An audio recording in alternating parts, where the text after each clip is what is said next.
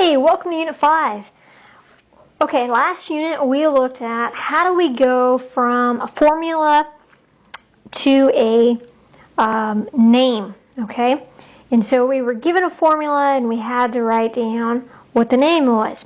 We're going to go the opposite right now, okay? So we're going to go from the name to the formula. Okay, couple rules that we need to know right off from the top. Number one. First thing you're going to do is once you're given a name, such as, let's look at this example down here, magnesium oxide, okay? First thing you need to do is look at your periodic table and write down the symbol of the element, or it might be a polyatomic ion. Now, how do you know if it's a polyatomic ion? Look for the eights and the ites, okay? If it ends in eight or an ite, it's going to be a polyatomic ion. It's not just a usual non-metal, so just be aware of that. So the first thing you got to do, write down the symbols of your elements or your polyatomic ions that are found in the name given. So for example, let's do this on example number 1. My symbol for magnesium is Mg, and my symbol for oxygen is O. Okay, step 2. Place the oxidation numbers, or what we call the charge, above the elements or the polyatomic ions. So we're going to put them in the superscript in the upper right hand corner like we've been doing before. So if you find magnesium on your periodic table, you'll notice it's in group 2. So therefore it has a positive 2 for a charge. And oxygen always has a negative 2 for a charge. Okay, step 3. If the charges aren't equal, then add subscripts using the crisscross method so that the charges add up to 0. Well, if you look at this, the amount of positives, positive 2, is equal to the amount of negatives. So we don't need to do anything more. Stop right here. Do not do the crisscross stuff, okay? So your final formula for this one would just be MgO. Now, let's go on to the second example, and we might see a case where we need to. Okay, so let's start from the beginning again. Sodium sulfide. All right, write down the symbol of the elements or the polyatomic ions found in the given name.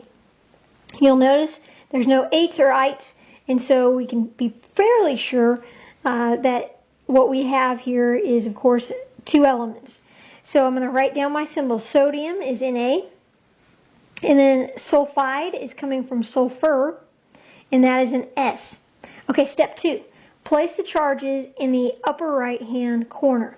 Okay, so if I find sodium, I'll notice that sodium is in group 1, and so it's a positive 1 charge. Sulfur is in group 16, and so it's going to have a negative 2 for the charge. Alright, step 3. If the charges aren't equal, so are our positives equal to the negatives? No, they are not. And so what you'll need to do is you'll need to crisscross your charges so that now it'll be equal. So what do I mean by crisscross your charges? Well, 1 here. Do I really need a 1 there? No, because we know that if there's nothing there on the bottom, we know we have 1. But look at this. Okay, this 2 comes down here, and I put it right there. Notice I didn't bring down the negative or positive. I just brought down the number.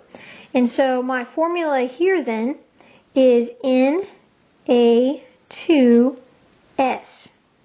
And so now if I look back at this part right here, I had a plus 1 times 2 that gave me a positive 2, and I had a negative 2 from the sulfur. It adds up to 0.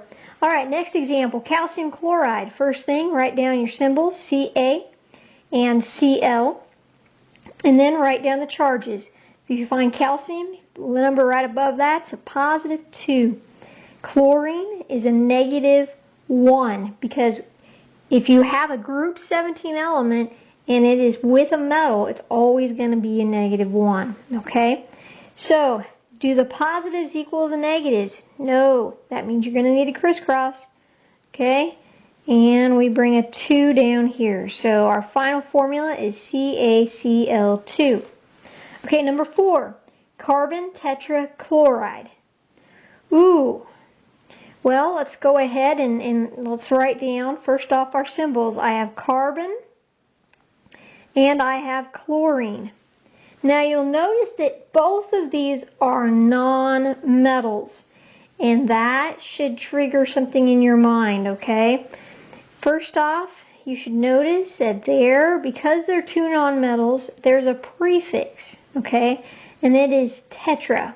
Now, if you look down at step 4 and 5, let's go through this. It says, polyatomic ions must have parentheses around them if they need a subscript. Well, do I have a polyatomic ion? No, so don't worry about it. Go to step 5.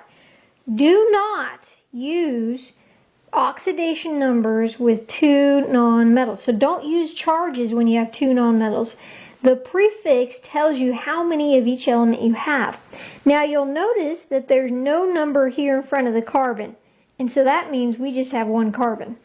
But there's a tetra here. Now if you remember right, tetra is a prefix for 4.